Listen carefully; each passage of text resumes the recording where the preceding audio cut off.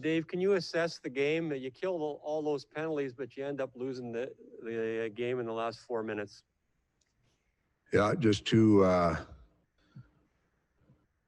deflections that go in. One, we didn't play a puck very well off the wall, ends up shot that redirects, goes in, and then the last one lose a draw, and just a simple puck thrown to the net, and it happened to deflect off Bearsy sticking in. Our next question comes from Rob Tichkowski, Post Media. You fought through a lot of adversity. I mean, a lot of it was self-inflicted with the penalties, but you still had a lead with 5 minutes to go.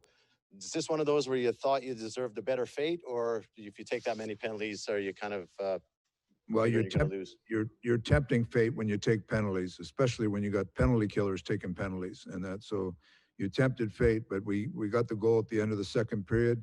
In actual fact, the third period's rolling along, and it's there's not much happening in either end, so you're rolling along, and then we made a couple mistakes at the end that ended up in the back of our net on just deflections. Those are ones that you get a deflection that goes wide sometime or hits the goalie. These are deflections that found their way in. Our next question is from Daniel Nugent-Bowman from The Athletic.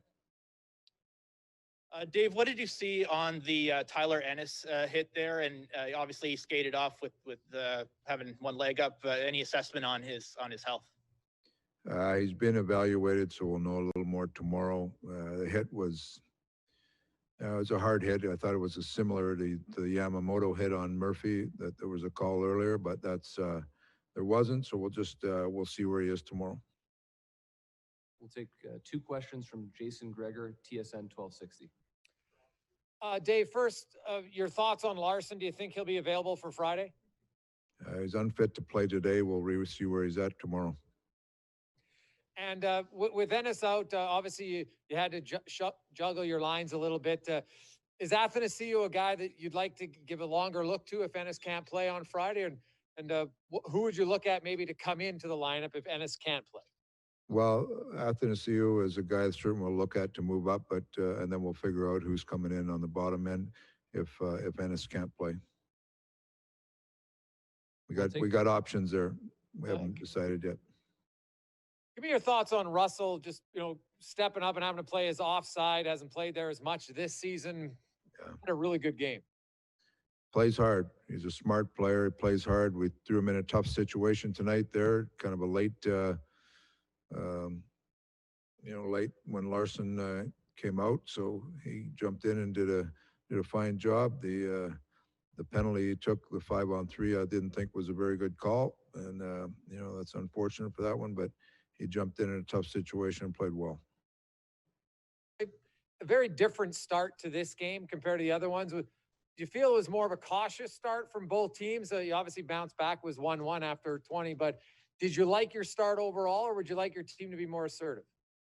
Well, I think it was, they jumped out a little bit. We knew they were going to come hard, but you're looking to, both teams were playing not safe, but you're playing to get your feet under you in the game, and they I thought that's the way the first period went. Both teams were playing not cautious, but not taking a lot of risks either, and that's the way the game started. Our next question is from Rob Tichkowski, Post Media. How badly do all those penalties sort of take you out of your rhythm, just as players and as a coach, for guys who aren't on the PK and it's not a power play? It's exactly what I told our team after the second period. You isolate a lot of people, and then your penalty killers are getting lots of work, and now you're trying to get everybody back involved after it, and it's not ideal, that's for sure. Now, some of those penalties, is it discipline something that you guys need to work on, or are they calling it a little ticky-tack for the playoffs? I've watched all of them. There's some of them I thought were good penalties, and some of them I thought were poor penalties. Thanks. Okay, we'll take some questions from Zoom. We'll start with Ryan Rashad, TSN. Dave, they seem to be a common theme with them generating some offense from the blue line, pucks back there. It's happened in pretty much all the games. I'm just wondering if there's something that you guys maybe aren't doing, or whether it's shooting lanes or whatever it is that they're able to generate from the back end the way they have been. Well, you look at the last goal is just the player's wide. He just shoves it at the net. It's not even going very hard, and it deflects off Bears's stick. So, I mean, you can throw pucks to areas, and it's hard to get in the lane.